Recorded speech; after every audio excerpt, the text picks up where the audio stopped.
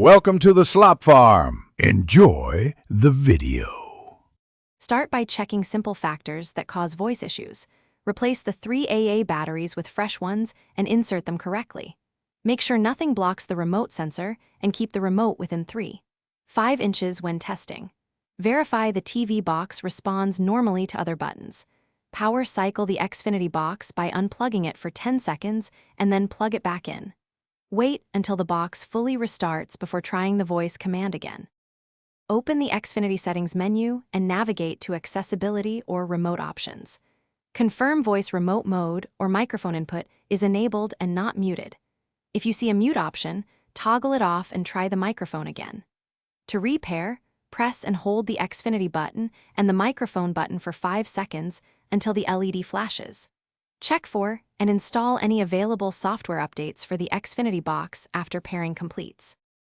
If problems persist, perform a factory reset of the remote to clear settings. Remove the batteries, then hold the A and D buttons together for 20 seconds to reset the unit.